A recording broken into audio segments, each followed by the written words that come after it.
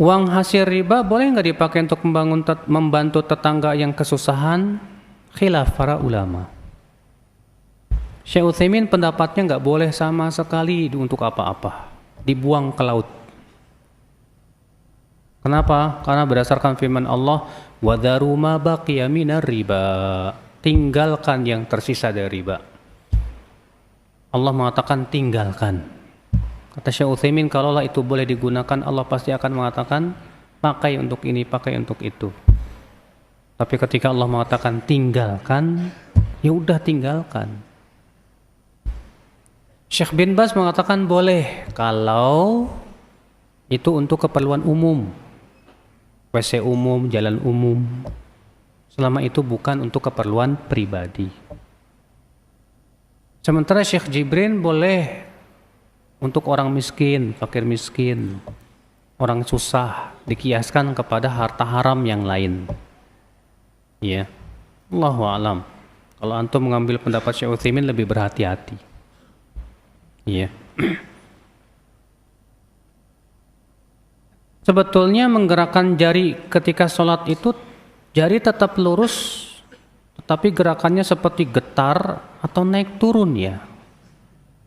Kalau begini-begini bukan menggerakkan, namanya apa ini, naik turun, kata Syekh Albani.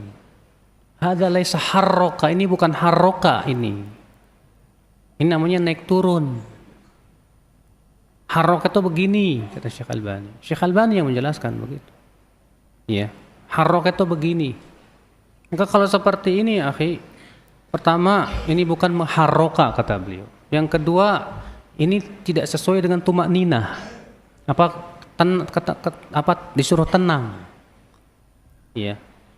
Kemudian yang ketiga, bukankah ketika kita tahiyat itu Nabi SAW melihat ke ujung jari? Kalau begini gimana ngelihatnya? Antum pusing kan tuh.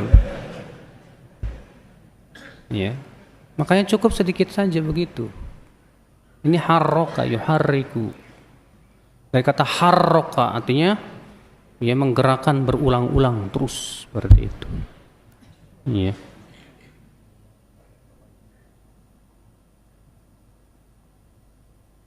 Apa hukumnya seorang akhwat pergi ke kajian pakai ojek online? Berduaan dong sama tukang ojek. Iya. Soalnya mereka berdalil dengan hadis Nabi Muhammad pernah menawarkan boncengan kepada Asma bintu Abi Bakrin. Ya. Apa itu bisa dikiaskan? Apakah unta bisa dikiaskan dengan motor? Ya. Ini tak dulu, Pak. Yang pertama, apakah betul hadisnya sahih? Ini harus kita periksa dulu hadisnya. Yang jelas, ya. Kalau dia boncengan dengan ojek, pasti tidak lepas dari berdua-duaan. Sedangkan Nabi melarang seorang wanita berdua-duaan dengan laki-laki kecuali dengan mahram. Iya. Kecuali kalau memang darurat banget, harus segera pergi dan darurat sangat dibutuhkan. Maka pada waktu itu ya udah, gimana lagi darurat. Sekarang masalahnya pergi nuntut ilmu darurat apa enggak? Iya. Itu yang jadi masalah.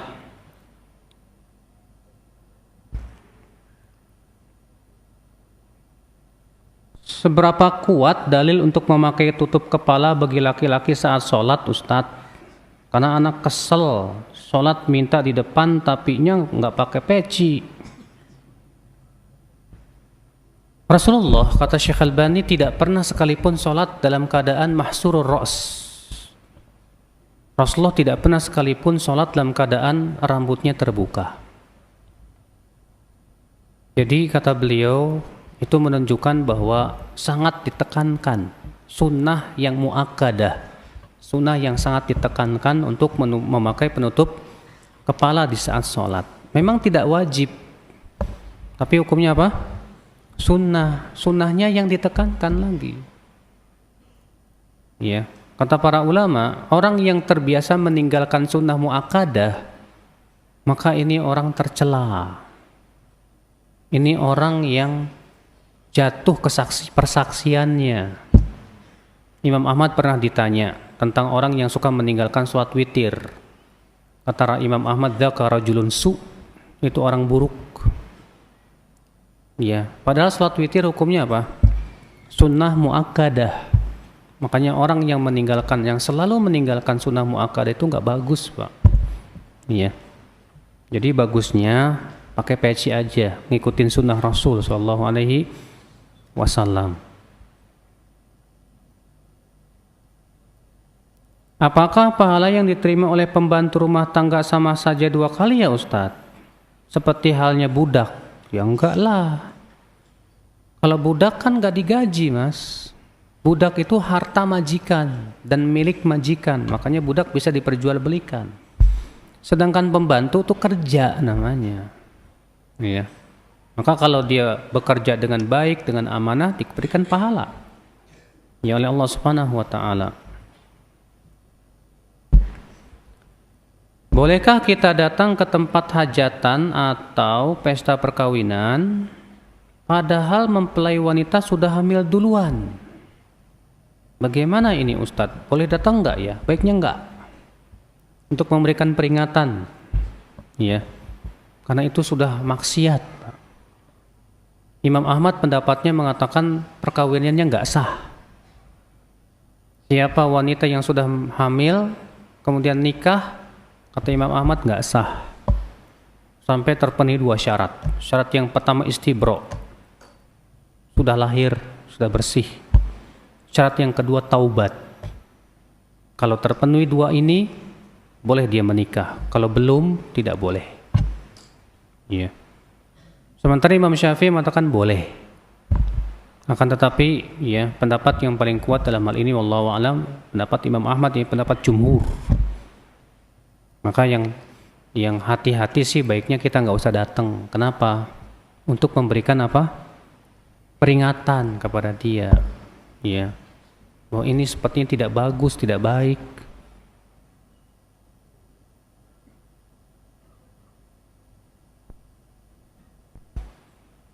Apa pengertian sir dalam sholat? Sebab di sebelah kiri saya bacaannya masih terdengar sama saya. Ya. Sir itu artinya membaca dengan tidak bersuara. Tidak bersuara namanya sir. Adapun kalau bersuara walaupun sedikit, itu bukan sir. Sir itu ya tidak bersuara. Walaupun memang disunahkan dalam sholat sir, yaitu sholat zuhur, sholat asar, imam sekali-kali mengeraskan bacaan ayat. Misalnya kalau baca sabihis, maka salah satu ayatnya diperdengarkan. Karena itu yang dilakukan oleh Rasulullah SAW dalam hadis Abu Daud dan yang lainnya. Iya.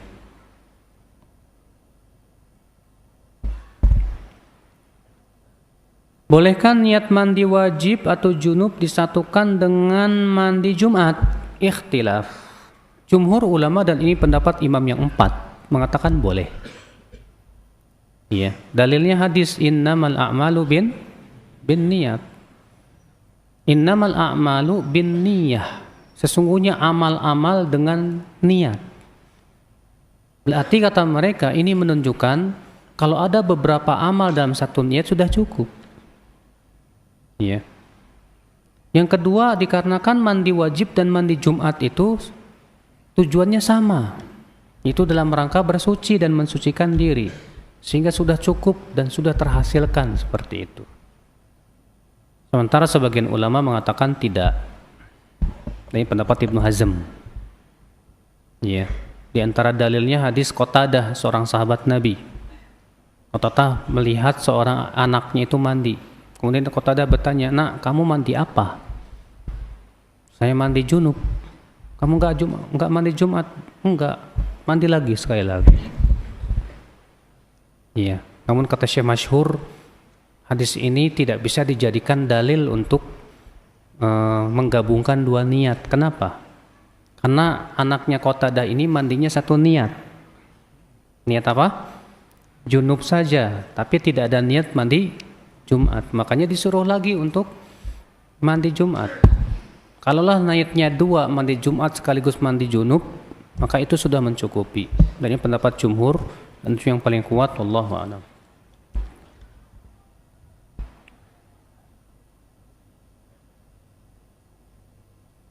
Apa sih maksud perkataan Ali, sesungguhnya akan terjadi perpecahan atau perkara sepeninggalku, jika kamu mampu untuk berlaku damai maka lakukanlah.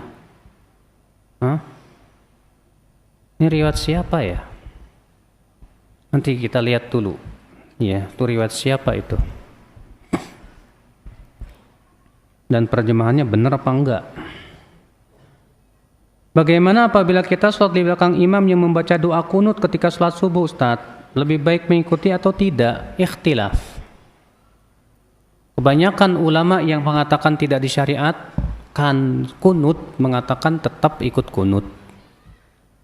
Dasarnya dikiaskan dengan perbuatan Ibnu Mas'ud. Bahwa Ibnu Mas'ud mengingkari Utsman yang menyempurnakan sholat ketika apa? Di Mina. Kemudian Ibnu Mas'ud sholat di belakang Utsman bin Affan. Ketika ditanya, kata Ibnu Mas'ud, al-khilafu syarr. Ya, menyelisihi imam itu tidak baik. Dasarnya juga hadis Nabi sallallahu alaihi wasallam bersabda, "Innama ju'ilal imamu liyutamma bih." Imam itu dijadikan untuk diikuti. Dan ini permasalahan yang bukan permasalahan yang menjadi ijma kesepakatan ulama untuk dianggap itu sebagai perkara yang bid'ah. Karena jumhur yang mengatakan kunut subuh tidak disyariatkan terbagi menjadi dua. Sebagian mengatakan bid'ah. Ini pendapat Abu Hanifah. Kebanyakan ahli hadis mengatakan tidak disyariatkan saja. Tidak sampai mengatakan itu bid'ah. Makanya Syekhul Islam Ibnu Taimiyah berkata, "Faman qanata fahasan, wa man lam yaqnut fahasan." Siapa yang kunut baik dan siapa yang enggak kunut pun baik. Iya. Jadi wallahu alam, kalau saya lebih condong pada pendapat yang mengatakan tetap ikut. Kalau kita sholat di belakang imam yang kunut. Perihal mengusap wajah setelah salam, apakah ada sunnahnya? Tidak ada sunnahnya karena riwayatnya lemah, Pak. Ya, tidak bisa dijadikan hujah.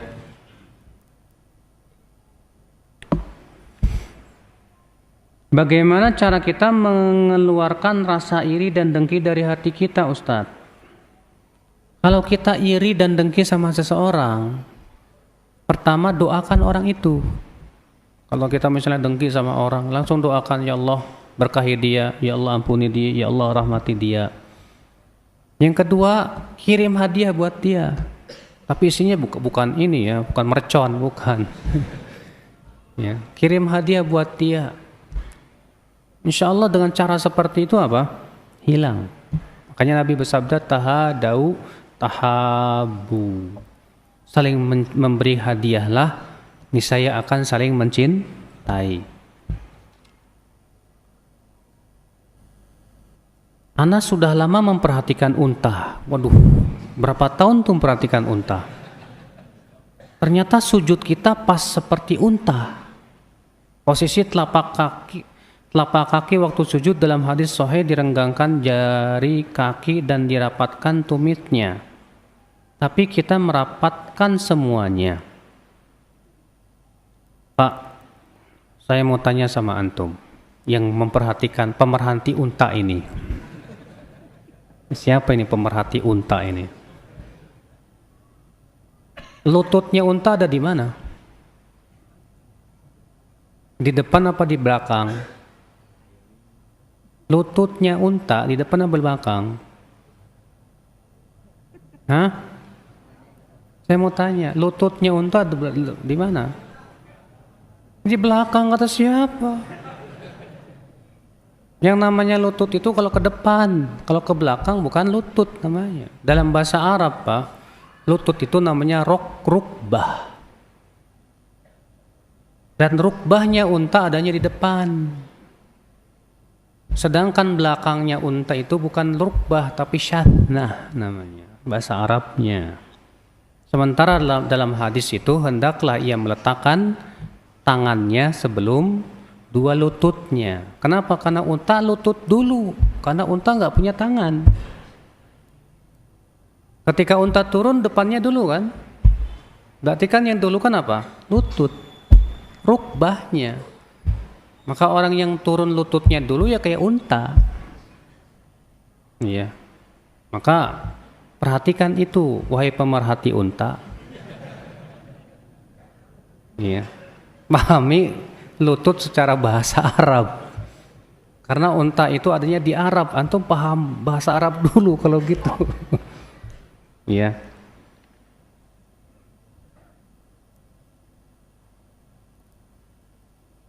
Posisi telapak kaki waktu sujud dalam hadis sahih direnggangkan jari kaki. Direnggangkan jari kaki dan dirapatkan tumitnya. Tapi kita merapatkan semuanya. Iya. Ada enggak hadis yang mengatakan dirapatkan tumitnya? Kebanyakan ulama mengatakan itu dhaif. Tapi Syekh Albani mengatakan itu enggak masalah. Kenapa? Karena itu lebih menutup aurat. Itu alasannya ya akhul Islam. Iya.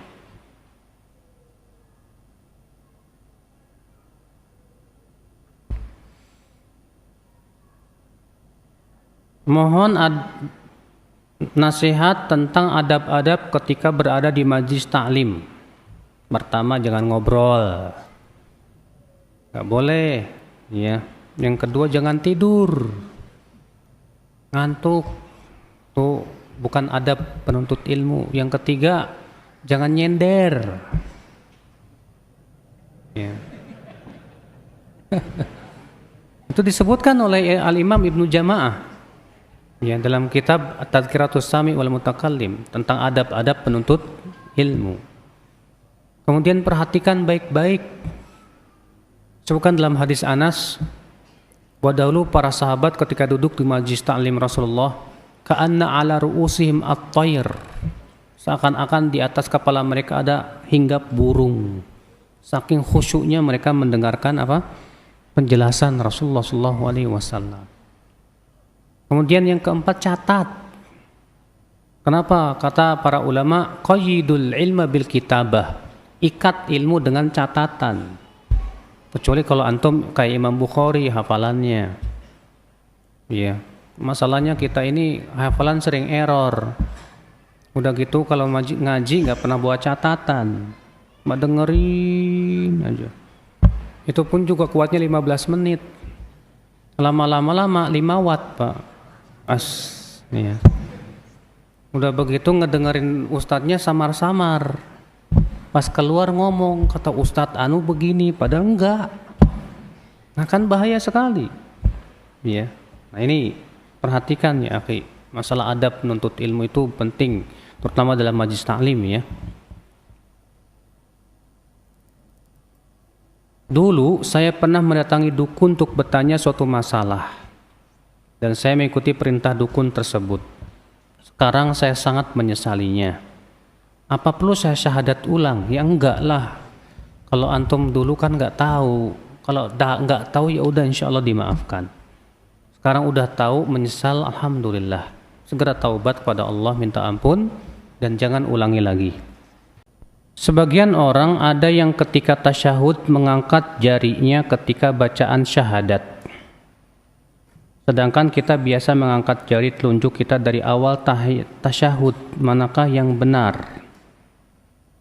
Apakah keduanya memiliki dalil? Ketahuilah akhi, tidak ada satupun dalil yang sharih yang menunjukkan bahwa Rasulullah SAW mengangkat atau baru mengangkat jari itu ketika mengucapkan asyhadu alla ilaha illallah. Iya. Tidak ada satupun hadis yang sharih yang menunjukkan kepada hal itu. Yang aula yang ditunjukkan oleh dalil adalah Nabi SAW yushir dengan fi'il mudhari. Yushiru bisabbabatihi. Dan dalam bahasa Arab fi'il mudhari itu mempunyai makna istimrariyah. Ya. Disebutkan dalam hadis karena Nabi SAW idza jalasa fit tasyahud adalah Nabi SAW apabila duduk dalam tasyahud asyara, beliau pun berisyarat. Dalam hadis itu dalam Abu Daud, Nabi mengatakan ketika beliau duduk untuk tasyahud, beliau berisyarat. Berarti hadis itu menunjukkan bahwa semenjak duduk dari awal sampai akhir. Lebih dikuatkan juga dengan lafadz yang menunjukkan dengan fi'il mudhari' yushir. Dan fi'il mudhari' itu mempunyai mana apa? Istimrariyah, terus menerus. Makanya pendapat yang kuat adalah bahwa tasyahud itu ya jarinya diangkat dari awal sampai akhir. Ketika mandi junub tersentuh kemaluan, apakah wajib mandi wudu lagi atau tidak? Ikhtilaf para ulama. Iya. Ikhtilaf apakah menyentuh kemaluan itu membatalkan wudu atau tidak. Menjadi dua pendapat. Sebab perselisihannya adalah karena ada dua hadis yang saling bertabrakan. Hadis yang pertama mengatakan ya, bahwa Nabi sallallahu alaihi wasallam bersabda, "Man massa dzakarahu falyatawadda."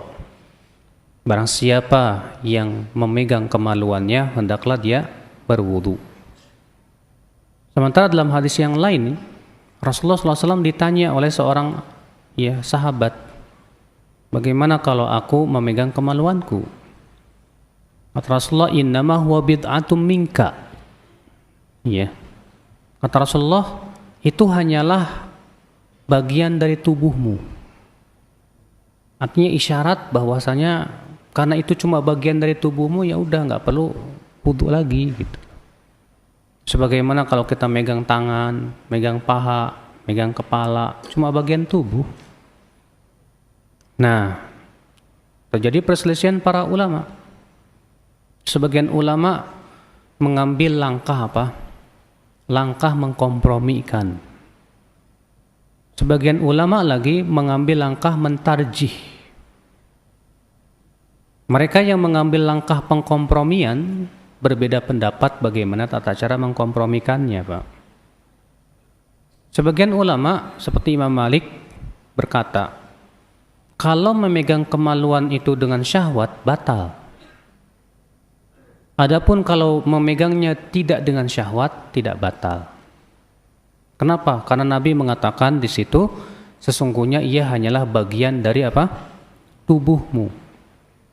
Karena itu bagian dari tubuh, seakan-akan Nabi memberikan ya menyamakan kalau kita megang tangan, paha, berarti kan nggak pakai syahwat. Nanti ini ada isyarat bahwa yang dimaksud dengan menyentuh di situ adalah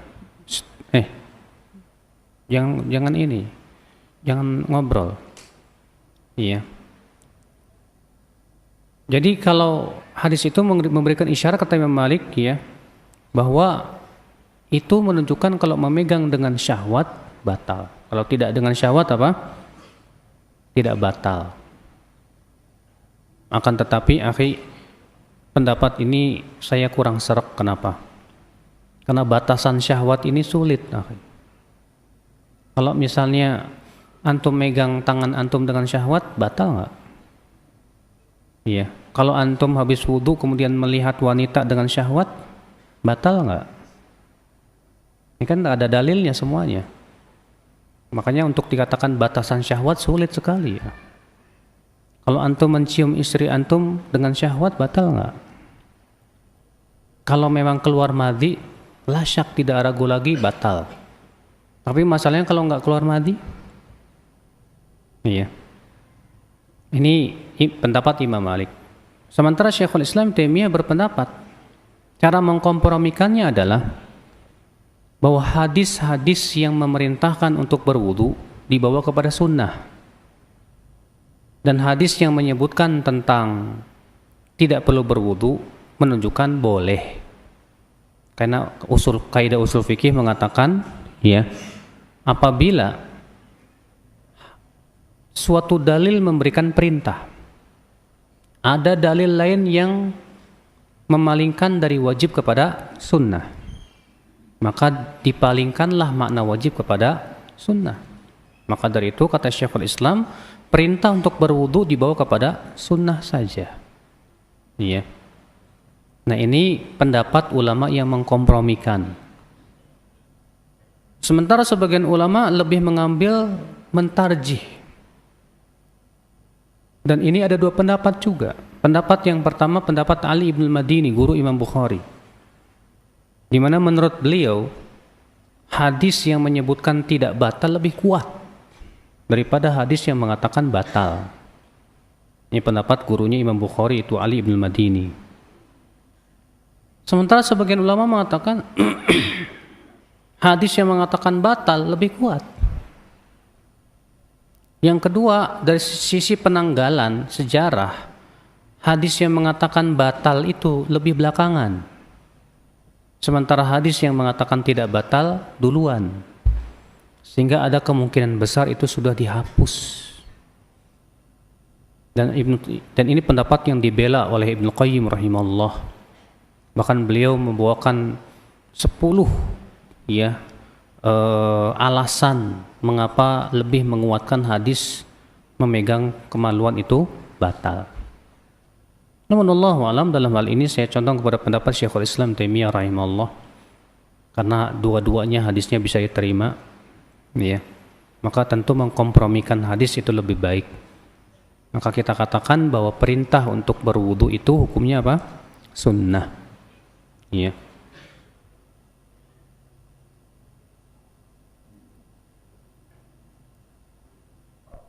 Bagaimana tata cara mengusap rambut saat wudu, terutama bagi wanita yang berambut panjang? Adalah Nabi SAW disebutkan dalam hadis Abdullah bin Zaid, bada'a bi muqaddami ra'sihi. Beliau memulai dari apa? Depan. Kemudian beliau seret ke belakang sampai tengkuknya. Kemudian beliau kembalikan lagi ke depan. Berarti itu menunjukkan bahwa mengusap itu hanya sampai tengkuk. Makanya kalau wanita rambutnya panjang, ya, cukup diusap sampai tengkuk aja, nggak harus semuanya. Ya, itu sudah cukup insya Allah.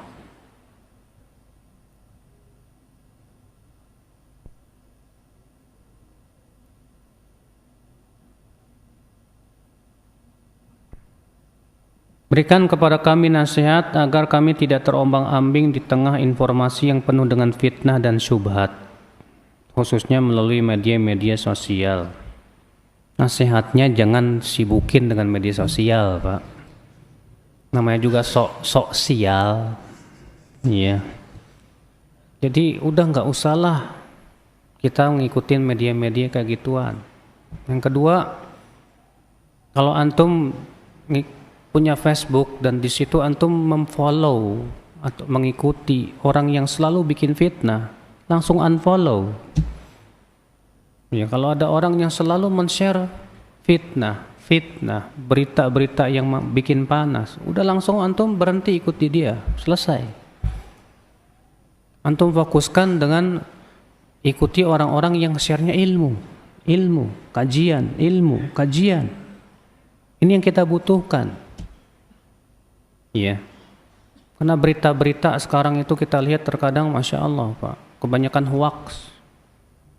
Sementara Allah mengatakan, ya ayyuhalladzina amanu in ja'akum fasiqun binaba'in fatabayyanu. Hai orang-orang yang beriman, apabila datang berita dari orang fasik, maka apa? Tabayyun dulu, kata. Manhaj ini yang banyak kita tinggalkan, akhi. Ya. Kita terkadang karena baca berita itu sudah panas duluan, akhirnya langsung share tanpa melihat. Itu pun juga kalau itu beritanya benar, apa boleh langsung di-share gitu? Kan Al-Quran sudah memberikan manhaj kepada kita. Iya, makanya ya akhi, sibukkan dengan ilmu, sibukkan dengan menghafal Quran, sibukkan dengan menghafal hadis. Antum mau menjadi pejuang Islam, tapi antum sendiri ya berpaling dari menuntut ilmu. Oke. Antum ingin membela Islam, tapi akidah aja nggak paham. Oke. Sekarang antum mau memperjuangkan Islam dengan apa kalau seperti itu? Kalau ternyata akidah belum paham, ibadah belum paham, ilmu banyak yang tidak paham, terus mau menghukumi dengan apa? Dengan perasaan, dengan semangat, musibah ya. Oke. Iya. Sekarang itu kita penting untuk pahami dulu akidah yang benar, tauhid yang benar, akidah muamalah yang benar. Kita bahas itu semua dan kita faham, itu subhanallah dasar dalam membela Islam. Sebab banyak kita lihat subhanallah ya, para pemuda yang begitu sedang semangat bela Islam, ternyata apa yang terjadi berpaling dari menuntut ilmu dengan alasan itu bukan solusi. Katanya itu bukan aksi. Jadi kita menuntut ilmu, kita mendakwahkan ilmu, kita men-share ilmu, dianggap katanya nggak punya aksi, Pak. Jadi aksi itu yang kayak gimana sih? Yang instan, udah langsung. Nah ini musibah kan, Pak. Sementara mereka nggak paham akidah yang benar, nggak paham ibadah yang benar. Di perang Uhud saja Rasulullah SAW pasukannya kalah gara-gara menyelisih perintah Rasul. Bagaimana kalau dia tidak belajar? Berapa banyak perintah Rasul yang akan dia langgar? Di perang Hunain kaum muslimin kalah di awal. Kenapa? Karena merasa bangga dengan jumlah yang banyak. Kita baru merasa ya ada 7 juta aja udah bangga banget. Wah nih kekuatan kita nih. Kif, itu kan menyebabkan akhirnya kalah kaum muslimin. Karena adanya ujub, bangga dengan jumlah yang banyak. Nah orang yang ujub itu Pak, menunjukkan dia nggak menuntut ilmu berarti. Sebab kalau dia menuntut ilmu dia nggak bakalan ujub, ngapain? Karena dia sudah tahu bagaimana kisah di perang Hunain itu. Kita penting nuntut ilmu dulu. Ya, jangan disibukkan dengan baca berita-berita yang bikin panas sehingga antum terombang-ambing sana sini. Udahlah ya akhi. Iya.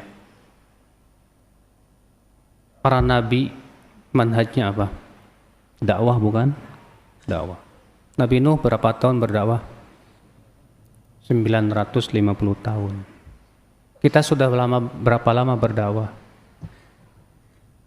Sudah berapa lama kita berdakwah? 20 tahun? 30 tahun? 50 tahun? Ya akhi, jangan tergesa-gesa. Sabar.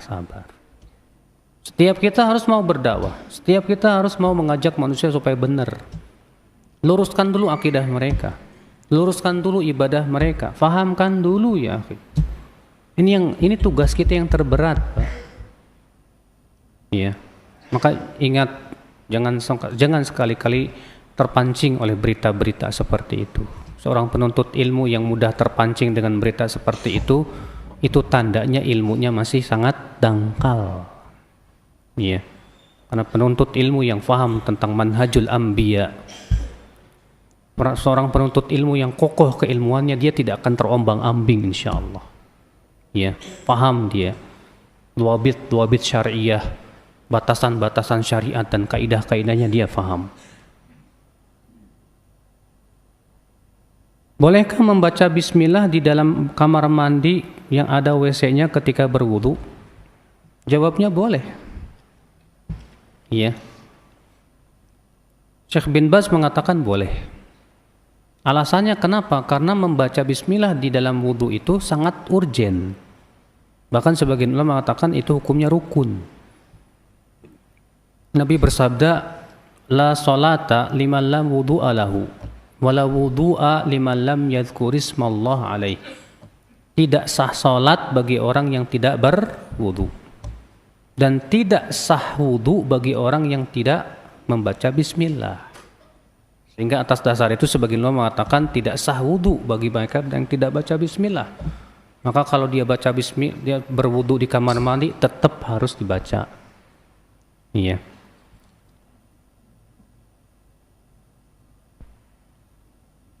Bagaimana tata cara orang yang ingin masuk Islam? Haruskah disaksikan orang-orang banyak? Nggak perlu. Datang aja ke KUA, ya, dan dia mengucapkan 2 kalimat syahadat, langsung urus deh KTP-nya, ganti muslim, selesai, dicatat dia muslim, selesai. Iya. Mudah dalam Islam tuh nggak dipersulit, Pak. Iya.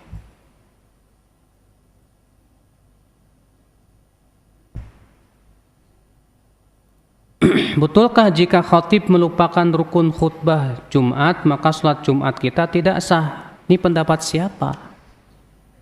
Sekarang yang jadi masalah rukun khutbah apa sih, Pak? Rukun khutbah itu apa? Ucapan innal hamdalillah sunnah. Ucapan sholawat sunnah. Ucapan apa lagi, doa sunnah. Iya. Khutbah itu tujuannya untuk mengingatkan manusia. Mengingat apa? Mengingatkan manusia. Agar manusia mengambil peringatan, itu tujuan daripada apa? Khutbah. Maka kalau khutbah itu tidak ada doanya, sah. Kalau khutbah itu tidak ada sholawatnya, sah. Siapa yang mengatakan ini rukun, ini wajib, wajib dia bawa dalil. Mana dalilnya? Pendapat ya ulama ataupun manusia bukan dalil. Dalil itu qala Allah, qala Rasulullah sallallahu alaihi wasallam. Ya, memang adab berdoa itu dengan sholawat.